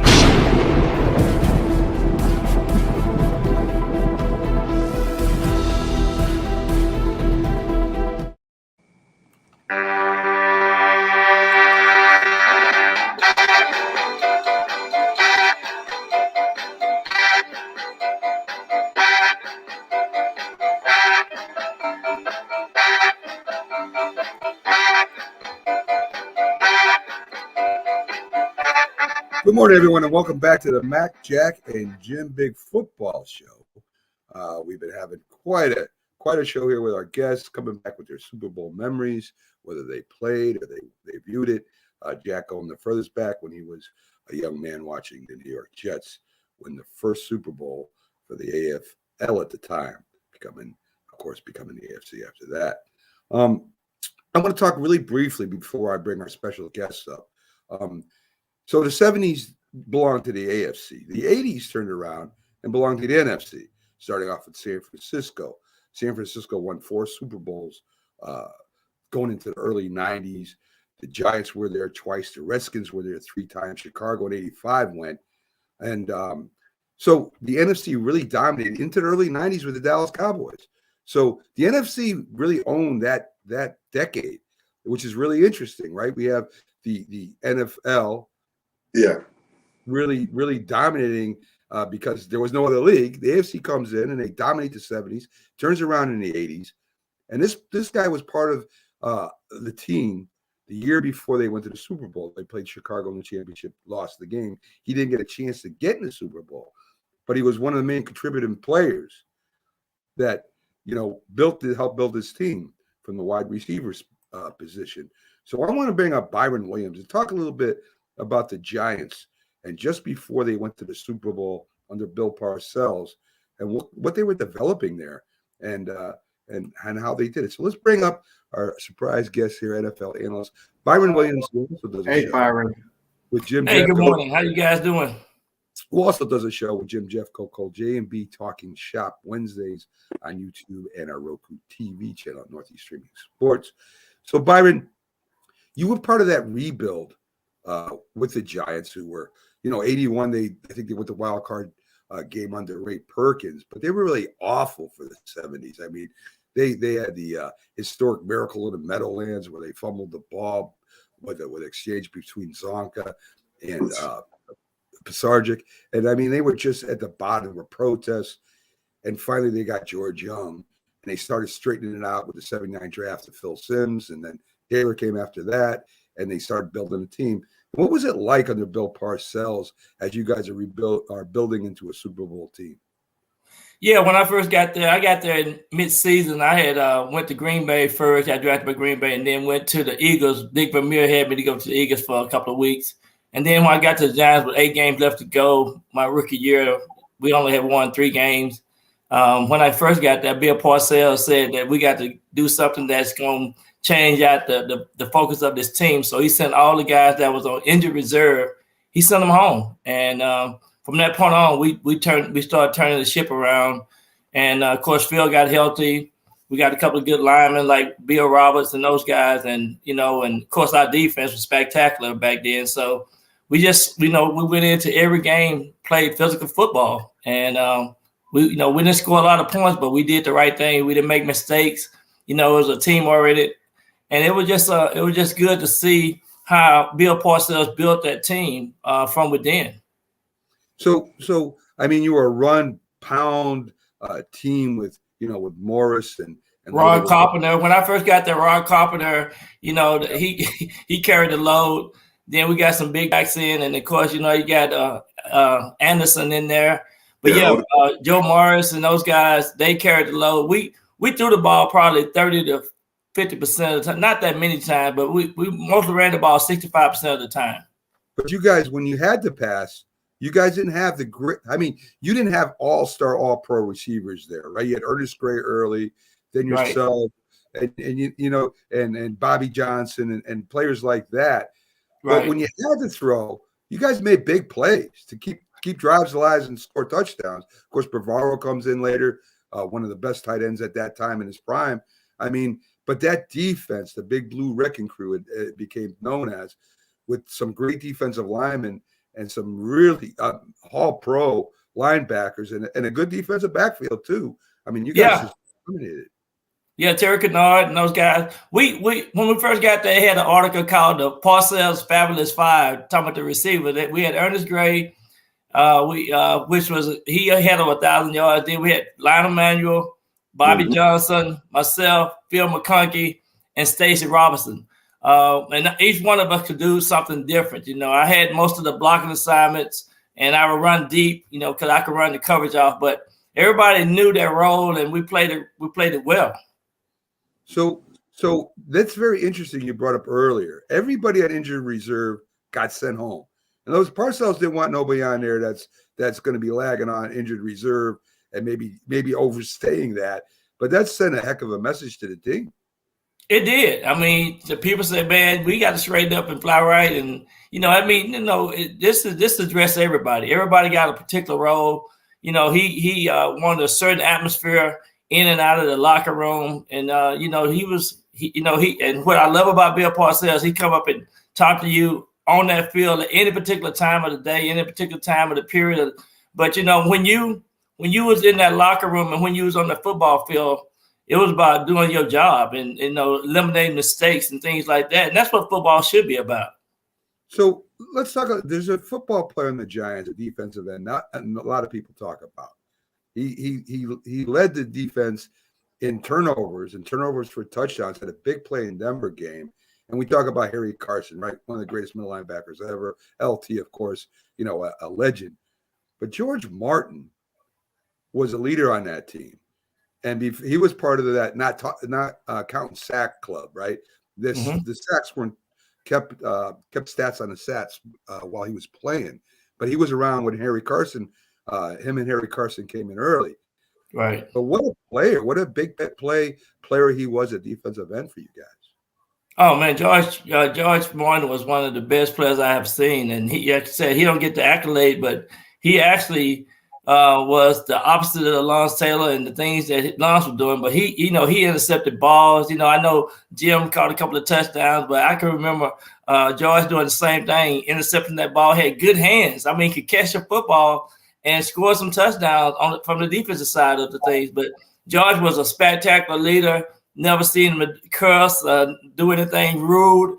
Always polite, gentleman from day one. And it was just, just the things that about these guys.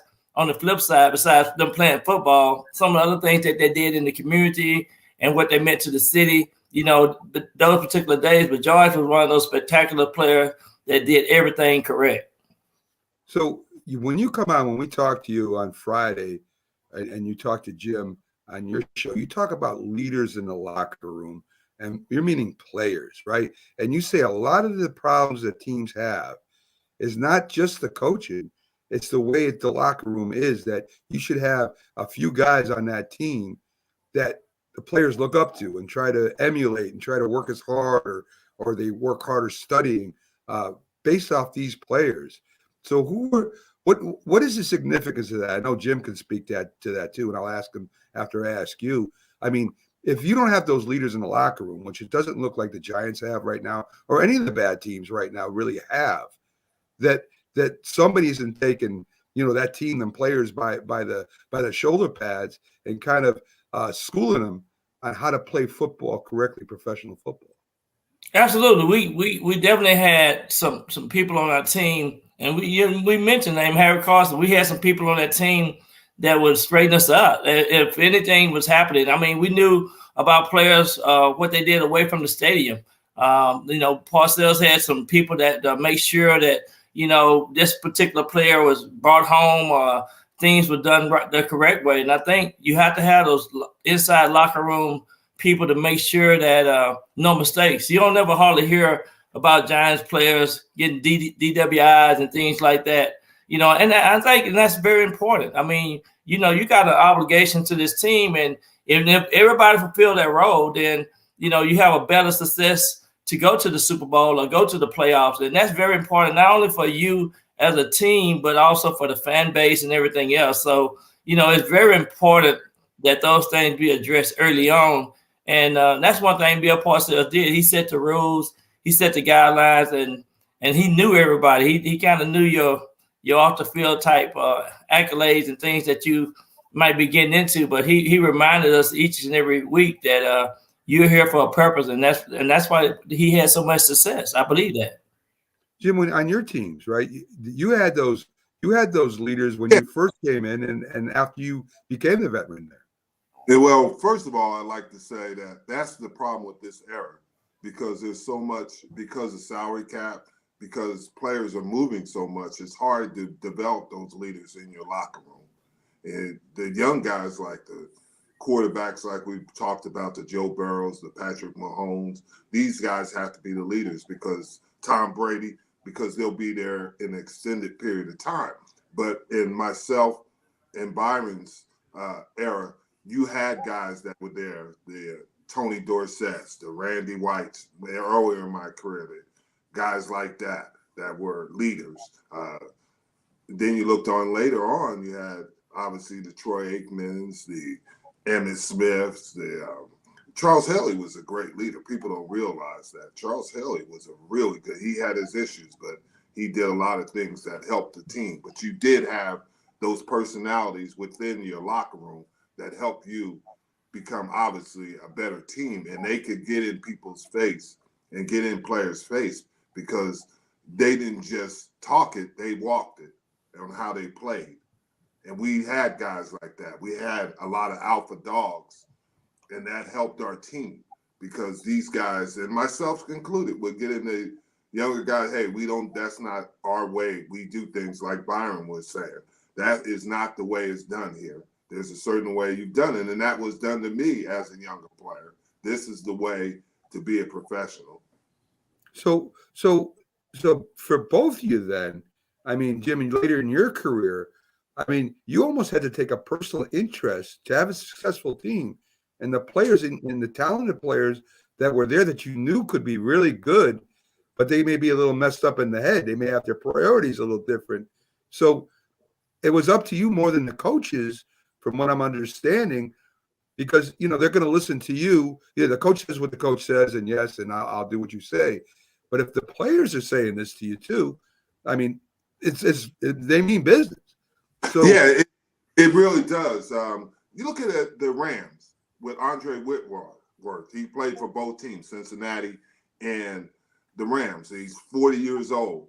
People are going to listen to him because he's been in this league for quite a while and things like that. But you have to take a personal interest, because you know more about what players are doing when they leave the facility than the coach does. That's just the reality of it. And you know which players are out there all the time and what they're doing out there. You might not tell a coach, but you definitely know you're going to talk to that player about some of his habits. The interesting thing, when we talk about guys like Michael Irvin was doing the same things when Jimmy was there. But you know why he never got in trouble? It's because he didn't want to disappoint Jimmy. Jimmy had protected him at Miami, and he protected him at Dallas, and Jimmy knew him and knew his habits. And he would go to Michael and talk to him about that. This is not, hey, Michael, we can't do this and things. Because you look at the issues happened after Jimmy left. They never were there when Jimmy, and there were other players. Jimmy had a good feel for a post play, but he also knew that he couldn't know everything because the players know and they can hide things. But guys, doesn't the city play a big factor into it? The Las Vegas Raiders had a lot of problems this year. It's Las Vegas. If those same guys were playing for the Buffalo Bills and they were in Buffalo, you don't have the same nightlife to get out. You know, practice is done. Maybe you go out to dinner, you go back to your room, you know, your apartment. But I think that some guys shouldn't be in certain cities, perhaps. Is that a factor? Yeah, I think that is a factor. And Darius Fallon, I kind of mentor him. He played with the Raiders this year, but he ended up having a real good year. But you know, you got to have somebody constantly talking to them, or somebody that know some of the things in their past deals that they have off the football field. But he ended up having a couple of sacks that last playoff game, home game. And he started playing good. A great kid from Mississippi, went to Alabama and then went to Arkansas. But my point is, you got to know the characteristics of these players off the field. And another good thing that I like to also, a lot of these young players do need mentors or need somebody that they can have, somebody that come in and talk to them, as well as in the position room. Most of us know each other. You know, things that we like to do and some of the things that we don't like to do. But, you know, that's where another insight can come in too, in those position rooms, in the meeting rooms where you got one lineman and you got a receiver, you got a tight end that can talk to the guys and make sure that, that we're all on the same page. You know, and it's funny because, you know, the Giants' success with Tom Coughlin became that when he appointed leaders, go-betweens between him and the players, because he was such a disciplinarian at the time, that, you know, it turned the team off. Once he did that, then the Giants went to the Super Bowl. So there's a lot more to that than people realize, that your peers are telling you something. Hey, man, this is what it is. And maybe they can explain it better to the players than the coach just coming in and saying, this is this, and if you don't like it, you know, get out. And I think that maybe, as Jim is saying, a free agency, Jack, with the different places that you play at. And I think it also has a little bit to do with the money they're making now too. I mean, you know, when you guys came up, you guys aren't making millions of dollars a year, and you don't have the funds to go out and maybe get into more trouble than they do today too. So it's a totally different ball game. I suspect it's a lot tougher to keep locker rooms together than it was back then, as Jim said. Yeah. Yeah, no question about it. And then sometimes that there are certain guys that are born leaders. And by that, I mean is that they might not be the most talented guy on there, but their habits make them leaders, and what they do and how they perform. Yes, but they might not be the best player on your team. They just have leadership qualities. They know how to deal with other players, and players listen to them.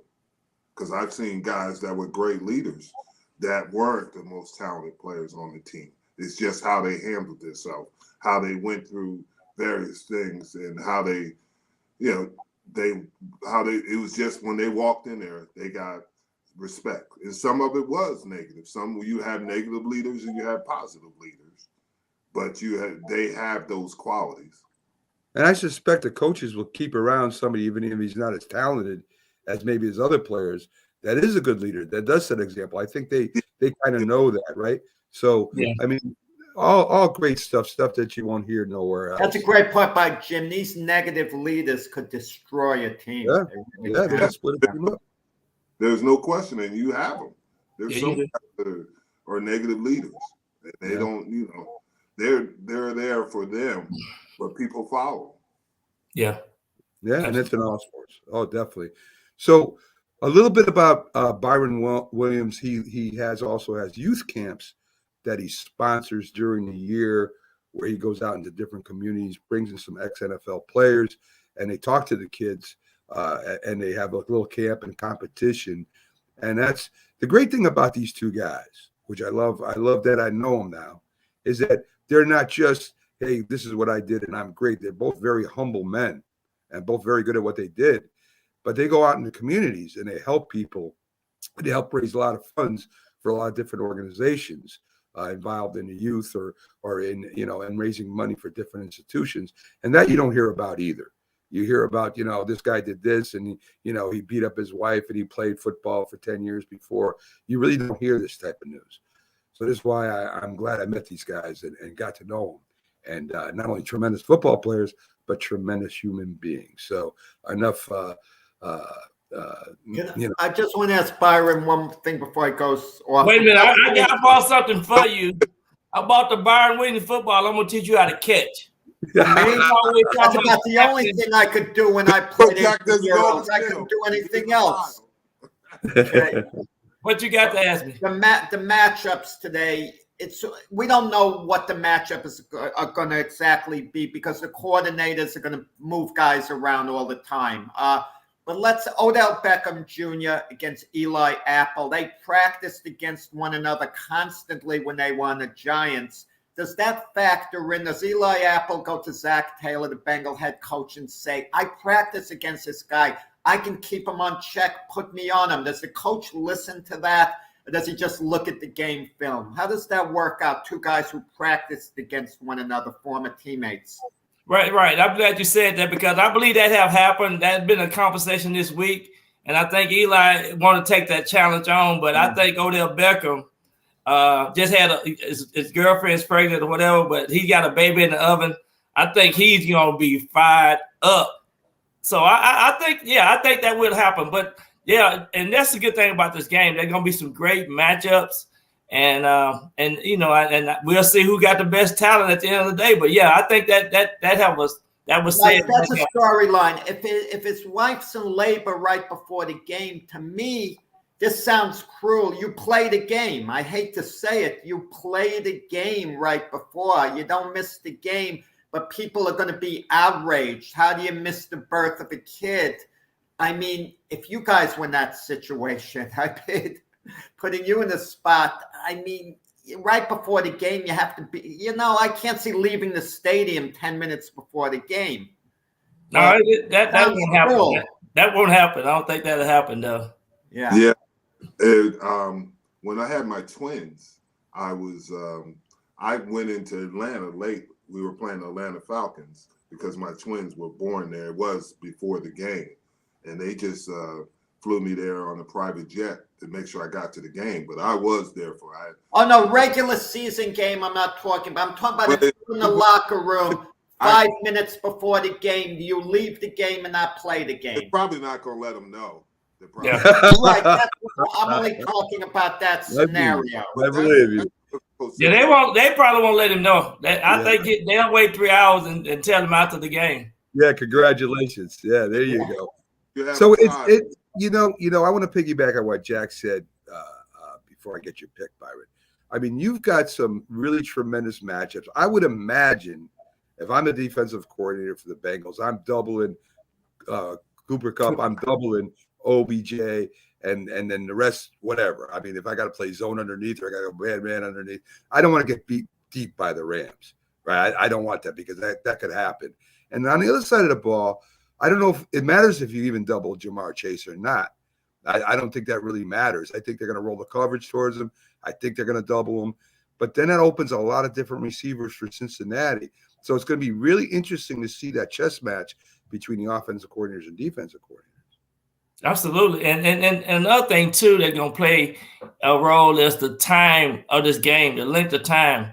And, the commercials and the hour and something halftime.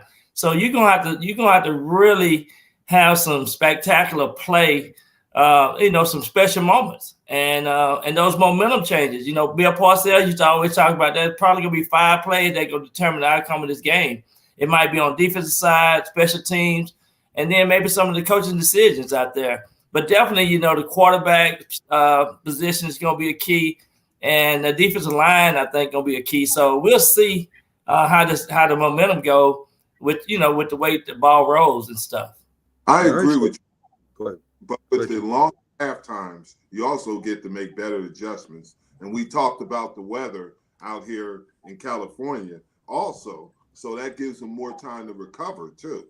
So I agree with what you're saying, but that longer halftime is going to give the teams better chance. Hey, now they can relax. This is what happens. This is what's going to happen. This is how we've been attacked, and this is what we have to do to rectify it or make it better. So I agree with that, but the longer half times are not always a deterrent. They can also help you, especially if a team's losing. Yeah, right, exactly.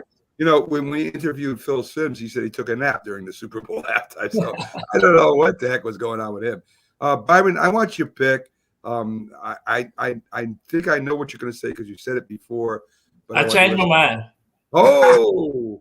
Listen to me, that's why. I mean, listen, I retract. I would probably wimp out. If my wife went into labor, I would leave and I'd go to the hospital. I'm just talking big because I've never played that. I never actually played the game, so I'm talking big, you know? You better say that because your wife is probably Yeah, I would be.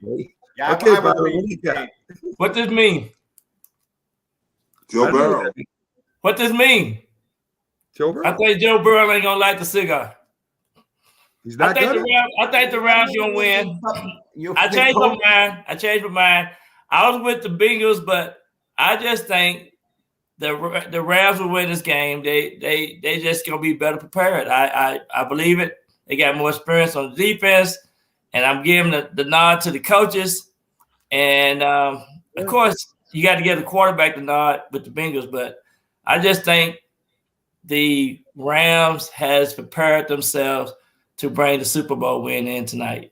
So the question is, are they going to win by more than 4? Now that's the factor. I was first. I thought they were going to win by 3. I had it 29-28, but the more I looked at it, I think it's going to be like a 31-24 game.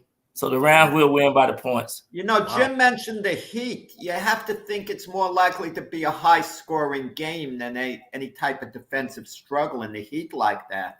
Right. I don't know. Yeah, it's definitely going to be a good game. I just think the Rams going to really drive it home tonight. I really do. But just a question, guys. If you think the Bengals are going to win a close game, that's fine. But if it's going to be a blowout, can you see any scenario where the Bengals blow the Rams out? But you could see the Rams maybe blowing the Bengals out. Yeah, possible. Very possible. I don't see the Bengals blowing the Rams out. I don't see that. No. You know something? Anything could happen, Byron. But we got your pick on record. You're the only one so far that's picked the Rams officially. We got to let you go. We'll give our picks, folks, and then we'll get out of here so you guys can get to the Super Bowl pregame all day long. You know, what Dolphins picked what, and the Seal clapped 3 times. So, you know, the Bengals are going to win. But we'll let you get to that after this. So, Byron, thanks for coming on. Be sure to watch Byron and Jim on YouTube channel, on Roku TV with J&B Talking Shop. They'll be there Wednesday night. Byron, thanks for stopping in on a day off. Happy Super Sunday, guys. I appreciate you guys. Hey, all right. Yeah, Byron. Get caught on the bottom of piles, Byron. Byron supported me. Now that he goes off, you're talking. You didn't want to talk. He supported me on that. You don't want to get hit going across the middle. Yes. Jack, you don't want to get hit and go across the middle. That's for sure. Okay, guys. So it comes down to us. We got like 10 minutes left. I want Jack to go first. I want Jim to go last. I'll go second. Jack, what do you got and why?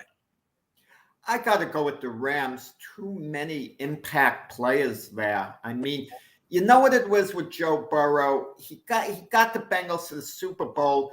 The Chiefs didn't have the guys who could finish the play. They'd get to Joe Burrow. Joe Burrow would escape. He used his underrated legs. I can't see him doing it against the Rams. The Rams, I mean, they just have too many finishes. with Donald, Miller, Floyd, other guys. I mean, they got the running game, Cam Akers, Sony Michel, Cooper Kupp, OBJ over there, even on the kickers. I mean, Matt Gay's an all-pro kicker. You talk about Ivan McPherson on the Bengals. Even that's kind of a wash. And Matt Stafford's a very good quarterback. Some people question him because he was on very weak Lion teams. But would any quarterback really have been able to win with those Lion teams when you think of it? I just think they're, too good. I don't understand why Trey Hendrickson, the great defensive end of the Bengals, he gets no love. When you talk about the great pass rushers, his name never seems to come up. But I think the Rams have just too many weapons. Unless Matt Stafford truly is a little overrated and is going to, make a certain amount of mistakes, I just think they're the better team. And I like them by 11 points or so. Originally, I was going to say 27-16. But considering what Jim mentioned about the Heat, let's make it 31-20 Rams. They'll, Rams with giving the points. So you got the Bengals, who are definitely a more younger team in the Heat than the Rams. I don't think it matters age at this level. Well, I really don't. I think it might, Jack. So that's my opinion. So anyway, I think if the Bengals were to win, they've got to run on the Rams. If they don't run on the Rams, they're definitely not going to win. I think they can run on the Rams. They're going to have to run right at them and kind of knock out their speed and use play action to protect Burrows a lot. But I've been going back and forth because the Rams and Matt Stafford, who I don't know if he's overrated or underrated or whatever. The thing is, he still throws a lot of interceptions, but not against the blitz. So the Bengals are going to have to get to him with the front four. He burns the blitz. He's really good against the blitz. The front four get to him, that's when he has problems because of the coverage. I'm not sure. I'm still not sure. But this is the only reason I'm betting this way. I'm an old NFC guy. And no matter who's playing and who's playing who, it comes down to it. I always go with the NFC against the AFC. I think it's going to be a really good game. I think maybe the Rams win by 6 points. I don't think they're going to kill the Bengals at all. I think the Bengals will come back in the second half and make it really interesting. But I think the Rams squeak out maybe a 30-24 game, something like that. What do you think, Jim? I listened to all the analysis, but the biggest point that I've heard is that Stafford is in the playoffs has those many interceptions. That is a concern. Yeah. And the way the Bengals play, that's a big concern. The Bengals can run the ball. We all know Mixon and P. Ryan. Sure. The Rams have already said they're going to use 3 running backs. So they're going to run the ball. So they're going to run the ball and try to take shots. I just feel that the Rams, after being there, and you mentioned this, were there 3 years ago. They've been there in the 5 years, and they got a little bit more experience. They know and sometimes that doesn't matter, but I think this is a huge game for the Rams for other reasons, because they got to build a fan base. What happened against the 49ers with all the 49er fans coming was an embarrassment to the Rams, because they were originally, they were the LA Rams before they were St. Louis, and they won Super Bowls in St. Louis, Super Bowl in St. Louis. Now they got to win one. They never won one in LA. And this is a big deal for them because they share their stadium with obviously the Chargers. And by winning this will be big for the Rams. And I just think the Rams have a little bit more. I think when we talked about rolling the covers, they're going to put Ramsey 101. And with Chase or Higgins, it is. And I think the Rams have a little bit more talent, and that's going to show up. And I think definitely the Rams will be over 4. I think it's going to be maybe 8 or 9 points. MVP predictions, guys. Who do you pick? If you had to pick an MVP, maybe you didn't give it any thought. I'm going to go out on the limb. And say Cam Akers is going to have a big day running the ball. Especially in the Heat, he's going to get chunks of yardage. He's going to run for about 132 yards. Cam Akers MVP. That's my prediction. Well, since I'm taking the Rams, I'd go with Cooper Kupp. I can't. I don't think you go wrong with that. What do you think, Jim? If the Rams win and he doesn't explode, I think it's going to be Stafford. Because if you listen, I think it's quarterback. Usually that's a safe pick. Yeah. And just to remind you before we go off, there was one team that had a lot more talent, was favored by 14 points some years ago, and New England Patriots shocked the world. So we'll see what happens. I'd love to see the Bengals win, but I just don't think they're going to win.